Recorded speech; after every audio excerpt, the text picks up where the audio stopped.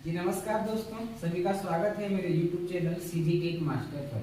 तो हमने अभी तक क्या विकास को देखा था, वृद्धि, विकास, उसकी अवस्था ये हो चुका था। आज हम देखने वाले विकास के सिद्धांत, और विकास के सिद्धांत में हम एक देख चुके थे, वीडियो उसका अपलोड हो चुका है। एक बार देख लेंगे विकास के दिशा का सिद्धांत। विकास के दिशा का सिद्धांत ये वीडियो भी अपलोड हो चुका है, उसको एक बार देख लेंगे। उसके बाद इस वीडियो को देखना है। तो हम देखते हैं विकास के सिद्धांत। विकास के क्या क्या सिद्धांत हैं, तो विकास के कुछ इसमें महत्वपूर्ण सिद्धांत के बारे में इसमें मैं बताऊंगा, इसमें जहां से आपके एग्जाम में पूछे जाते हैं। तो पहला है इसमें व्यक्तिक विभिन्नता का सिद्धांत। व्यक्तिक विभिन्नता का सिद्धांत ये कहता है कि किसी भी दो व्यक्ति में क्या है, समानता नहीं पाया जाता। हर एक व्यक्ति क्या है, एक दूसरे से भिन्न भिन्न होते हैं, चाहे वो जुड़वा बच्चे ही क्यों ना हो। तो मैंने बोला चाहे वो जुड़वा बच्चे या ट्विंस ही क्यों ना हो, उनमें भी समानता नहीं पाया जाता है, उनमें भी कुछ न कुछ विभिन्नता पाया जाता है। तो व्यक्तिगत विभिन्नता का सिद्धांत ये कहता है कि जितने भी समस्त संसार में व्यक्ति पाए जाते हैं, उसमें कुछ न कुछ विभिन्नता पाई जाती है। ये है विभिन्नता का सिद्धांत। और ये विभिन्नता जो पाया जाता है वो आनुवंशिकी और पर्यावरण के कारण व्यक्तिगत विभिन्नता पाई जाती है। फिर है असमान गति का सिद्धांत। असमान गति का सिद्धांत ये कहता है कि किसी भी दो व्यक्ति में सीखने की जो दर या गति होती है वो भिन्न भिन्न होती है। कोई भी जो दो व्यक्ति होंगे उनमें सीखने की समान गति नहीं हो सकती है। जैसे अगर हम शेषावस्था, जैसे हम शारीरिक विकास की अगर हम बात करें, शारीरिक विकास की अगर हम बात करते हैं तो उसमें भी क्या होता है, शेषावस्था में शारीरिक विकास सबसे तेजी से होता है। उसके बाद जब बाल्यावस्था आता है तो उसमें शारीरिक विकास थोड़ा धीमा हो जाता है। उसके बाद पुनः किशोरावस्था में तेज हो जाता है। तो यहाँ भी क्या है, यहाँ भी अगर हम इसको देख सकते हैं, यहाँ भी हमने देखा कि शारीरिक विकास भी है, उसकी भी गति क्या है, समान नहीं होती है। शारीरिक शेषावस्था में क्या तेजी से होता है, बाल्यावस्था में धीमा, फिर किशोरावस्था पुनः तेजी से होता है। तो असमान गति का सिद्धांत क्या कहता है कि किसी भी दो व्यक्ति में क्या है, सीखने की दर या गति समान नहीं हो सकता है।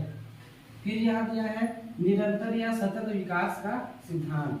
निरंतर या सतत विकास का सिद्धांत ये कहता है कि विकास जो है आजीवन या निरंतर चलने वाली प्रक्रिया है। इसकी शुरुआत बच्चे के क्या है, गर्भ में निर्माण के समय से ही शुरू हो जाती है, जो उसके मृत्यु तक चलती है।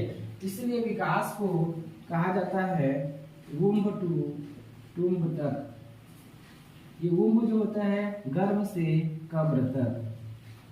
विकास जो है गर्भ से कब्र तक चलने वाली प्रक्रिया है।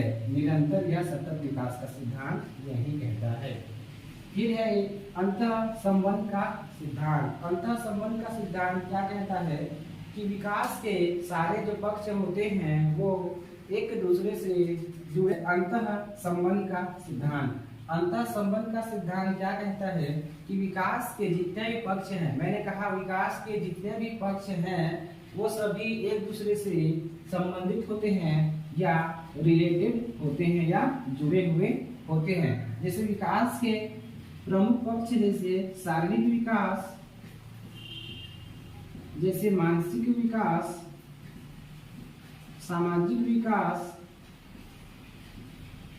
ये विकास के कुछ प्रमुख पक्ष हैं। और अंतः संबंध का सिद्धांत ये कहता है कि विकास के जो सारे पक्ष होते हैं एक दूसरे से संबंधित होते हैं या रिलेटेड होते हैं, एक दूसरे से स्वतंत्र नहीं होते हैं, बल्कि एक दूसरे से क्या है, जुड़े हुए होते हैं। अगर किसी के अगर शारीरिक विकास या शरीर में कुछ समस्या या दिक्कत होगा तो सीखने की गति में भी दिक्कत या परेशानी का सामना करना पड़ता है।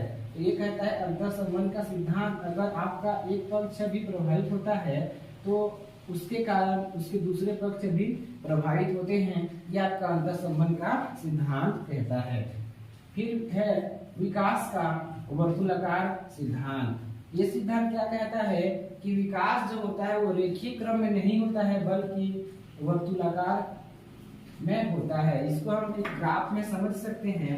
जैसे ये ग्राफ है और ये ग्राफ क्या है, बालक के उसके शारीरिक विकास को दर्शाता है। ठीक है, मैंने एक ग्राफ बनाया है और ये जो ग्राफ है ये बच्चे को शारीरिक विकास को अगर ये दर्शाता है तो हमने देखा था कि शिशुअवस्था में क्या है, शारीरिक विकास तेजी से होता है, फिर बाल्यावस्था में थोड़ा धीमा होता है, पुनः क्या है किशोरावस्था में तेज हो जाता है, फिर क्या है युवावस्था में पुनः ये कम हो जाता है।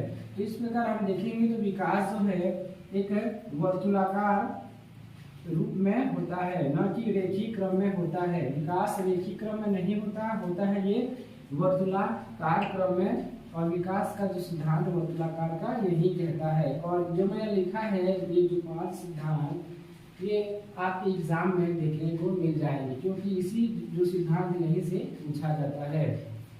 तो सिद्धांत को एक बार देख लेंगे और मैंने जो वीडियो डाला है उसको भी एक बार देख लेंगे।